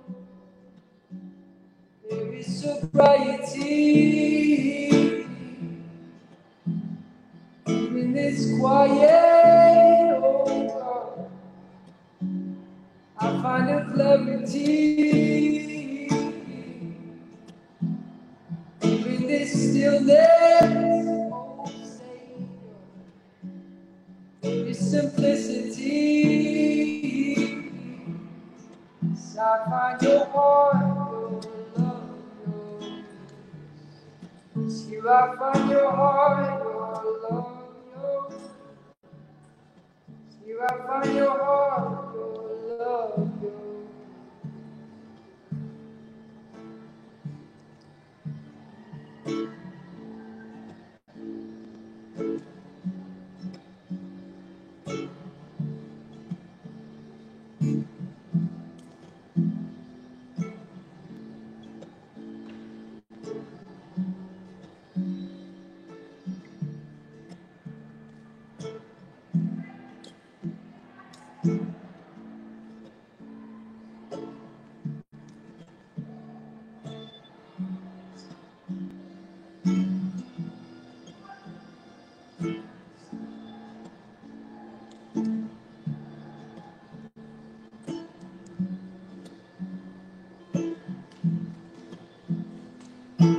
Glory, glory, glory.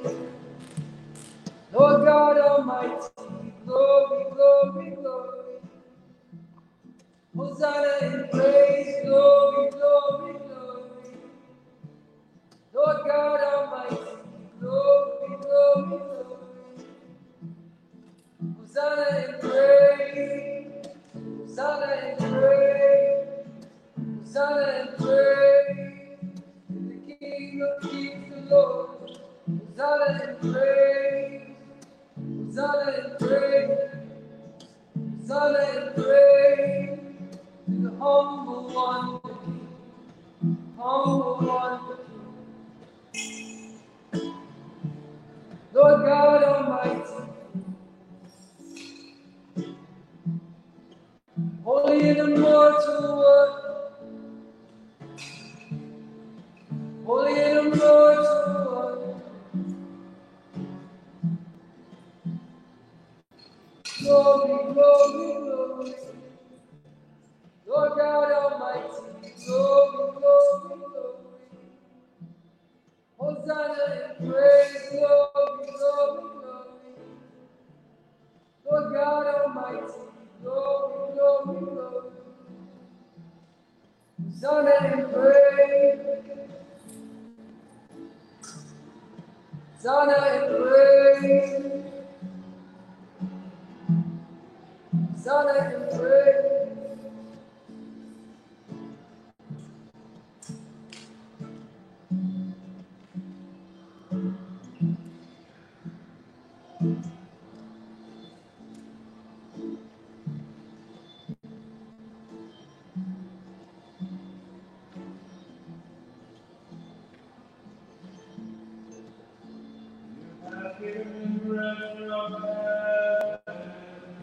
And taking itself all delight. Let us pray. O God, in this wonderful sacrament of gladness and memorial of your passion, grant us, we pray, so to reveal the sacred mysteries of your body and blood, that we may always experience in ourselves the fruits of your redemption, who live and reign with God the Father in the unity of the Holy Spirit, one God forever and ever. Amen.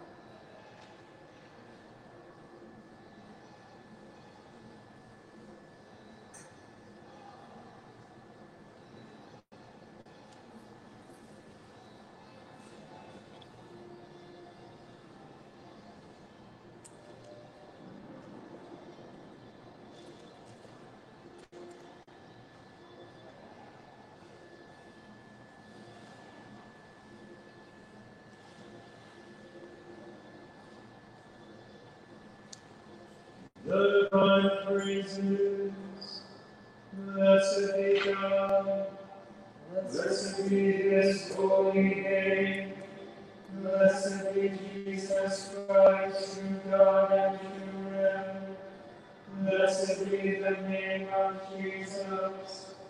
Blessed be his most sacred heart. Blessed be his most precious blood. Blessed be Jesus in the most holy sacrament of the altar. Blessed be the Holy Spirit of Mary. Blessed be the great Mother of God, Mary most holy. Blessed be her holy and immaculate conception. Blessed be her glorious assumption. Blessed be the name of Mary, Virgin and Mother. Blessed be Saint Joseph, her most chaste spouse. Blessed be God in his angels and in his saints. In the heart of Jesus, in the most blessed sacrament, be praised, adored, and loved with grateful affection at every moment, in all the tabernacles of the world, even until the end of time. Amen. We'll now recite the Corazon Puro pledge together. I can attest that my life, faith, work, and actions are all in full accordance with the Catholic Church teaching. I believe in chastity, both inside and outside marriage. I believe in the sanctity of marriage between a man and a woman. Therefore, I commit to a lifestyle of complete sexual integrity. I believe in the sanctity of all human life. Therefore, I reject abortion as an acceptable option for any woman. My life is always and only for the glory and honor of God.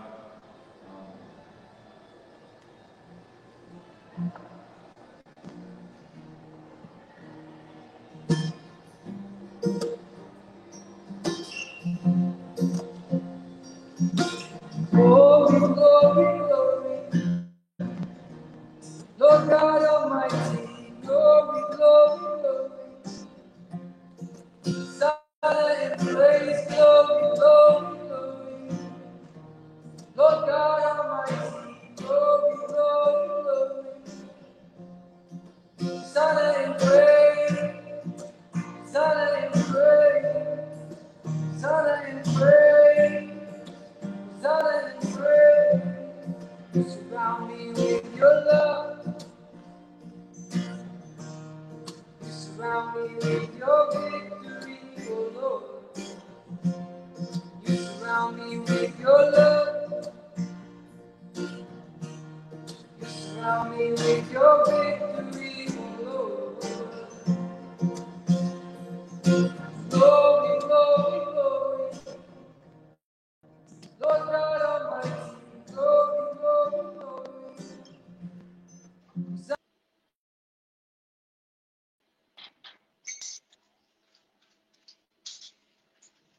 Thank you so much, Father Malaki. Thank you so much, Brother Isaiah, for leading us in prayer. And it was a very beautiful, intimate time with Jesus.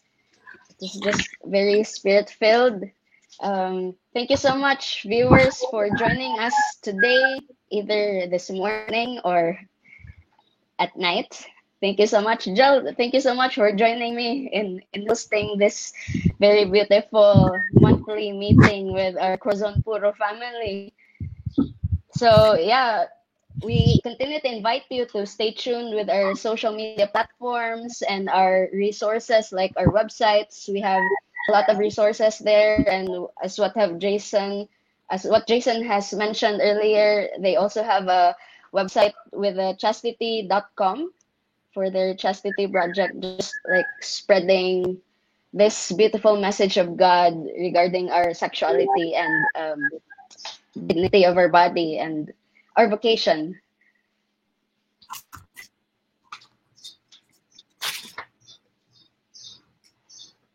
Thank you so much, Audrey, for this opportunity in hosting the Corazon Puro live virtual monthly meeting. And for our announcements, we have a Shade album of Brother Isaiah from the Franciscan Friars of the Renewal. You can also visit pureheartphilippines.com. We have a lot of contents, materials. We're working always. We have new videos, articles written, and you can Jason Everett's podcast, Love is Greater Than Lust. He has a new guest almost every week. And if you want us after this pandemic, we are so excited to visit you in your schools, wherever you are, because we have Corazon Puro in the United States and Pure Heart Philippines in the around the Philippines, wherever in the Philippines, Luzon, Visayas, Mindanao. We are very excited to go to your school after this. Pray for an end to this pandemic so we can go back to mission. But for now, we have online Theology of the Body 10-minute videos on our Facebook page. We go live every Tuesdays and Fridays, and also Corazon Puro has their virtual live meetings. So that's it probably. And special thanks to Nina for our fast internet here that I've been using, and for this for hosting us here, and Mark and David and Mark for my clothes. And yeah, this is the Filipino way. I'm sorry, I just want to thank them. Eric, Guillermo for the top commenter, and David for taking care of the tech. And by the way, Mark wants to say special hi to Stephanie. And how about Thank you, you, Audrey? Joe, and yeah, thank you, Joe. Thank you, everyone. I would also like to thank Atiana for providing my side of internet as well, and of course, everyone. Thank you so much for this time, this beautiful time together. Yeah. And anybody who wants to be a missionary, you can message also us in our pureheartphilippines.com, especially you there from US. We really also are excited to welcome new missionaries. So that will be it for us here in Pure Heart Philippines. Good night to you in New York, New Jersey, Texas, RGV, and it's a beautiful Sunday morning here in the Philippines. So see you guys. See you after this. Bless. Bye-bye.